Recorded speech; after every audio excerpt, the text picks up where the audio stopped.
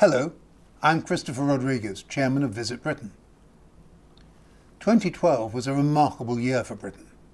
London's Olympic and Paralympic Games, coupled with the Queen's Diamond Jubilee and the Olympic torch relay that preceded them, showcased our nation's unique ability to combine unrivaled historic assets with vibrant contemporary culture against a backdrop of a countryside unmatched for its beauty. When I was first invited to become chair of Visit Britain, I knew 2012 would be a special event. But none of us could have predicted the magic we have all experienced last summer. We knew that images of these events would be seen by billions around the world, but few could have expected they would enhance the perceptions of Britain in quite the way they did. In the months after the Games, we surveyed a global audience. 3/4 agreed that they wanted to see more of Britain than London alone. 70% were impressed by Britain's countryside, and 63% were more likely to holiday in Britain as a result.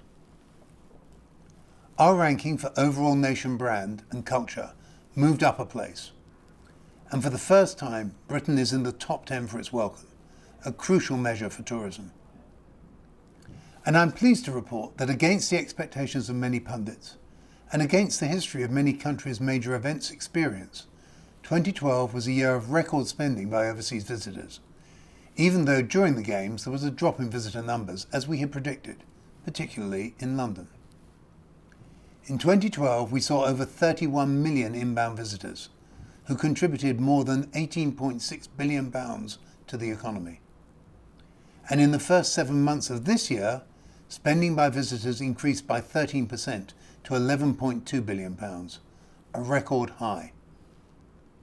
So it's clear to me that those of us in the tourism industry have much for which to thank the participants, organisers and volunteers of 2012's major events.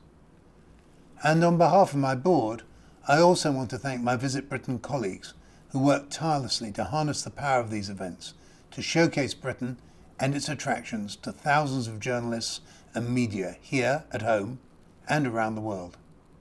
We always knew 2012 would be a game of three halves, before, during and after the events. And it was. And that led to exceptional demands on the energy and resources of my colleagues. Under Sandy Dawes' leadership, Visit Britain's small team at home and abroad delivered spectacularly. It's now clear that the tourism industry has a significant part to play in the British economy. Not only did overseas visitors represent Britain's third biggest export industry, they also contributed £3.2 billion in direct tax and duty to the exchequer. And most important of all, more tourism means more jobs. Our research shows that every additional £40,000 spent by overseas visitors creates a new job. Between 2009 and 2011, tourism accounted for a third of all new jobs in Britain, and many of those new jobs go to young people, with 40% of those employed in tourism aged under 30. So, thanks to the impetus of 2012, we're in a position of unprecedented strength. We now need to consolidate this in the international battle against growing competition, both from traditionally popular destinations and a growing number of emerging destinations such as China, which is now one of the top 3 visited countries in the world. Seizing the moment, we used our knowledge of consumers and international markets to publish a long-term strategy to grow inbound tourism to Britain. This was launched by the Right Honourable Maria Miller MP, Secretary of State for Culture, Media and Sport, in April 2013. The strategy set a bold target to increase visitor numbers from 31 million to 40 million by 2020. If we achieve this, tourism will support more than 200,000 extra jobs and deliver an additional £8.7 billion to the economy. But attracting those visitors will be a challenge. It's a collaborative task that requires both the public and private sector to unite behind a long-term ambition and an agreed agenda. I'm pleased that there is clear evidence of the government's commitment to Visit Britain and the tourism industry as a whole, as demonstrated this year by the announcement confirming our 2015-16 funding at just under £20 million, and the continued investment in the Great Campaign, which is making such an impact around the world.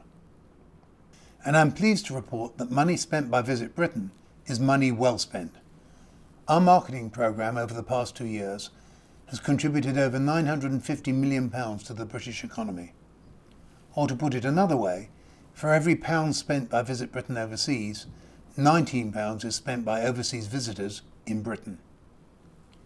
The single big idea behind this success has been the development of our partnership marketing skills. For one thing is certain, Visit Britain alone cannot drive significant increases in visitor volumes. We work in partnership with the FCO, UKTI and the British Council in our key origin markets. We collaborate with Samsung, the Barclays Premier League and movie tie-ins to inspire new visitors to make their first visit and past visitors to return.